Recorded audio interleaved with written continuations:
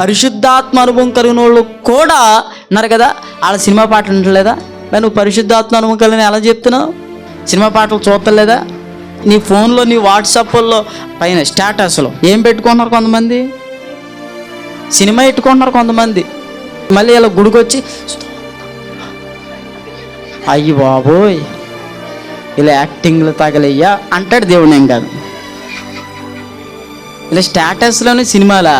స్టేటస్లో ఏమో ఆడి పేరు ఈడి పేరు, ఎవడి పేరు ఆడు అక్కడ డ్యాన్స్ చేస్తాడు రోడ్లు అంట, ఆడి పేరా. ఇక్కడికి వచ్చి ఏళ్ళ డ్యాన్సులు. ఆలోచించండి, నువ్వు పరిశుద్ధాత్మ కలిగి ఉంటే నీ తలంపులు అలా ఉండవు కదా తల్లి, సోదరుడా సహోదరి. పరిశుద్ధాత్మ అనుభవం కలిగి ఉంటే నువ్వు ఎంటర్టైన్మెంట్ చేయడానికి లోకాన్ని చూపించవు, దేవుని చూపిస్తావు.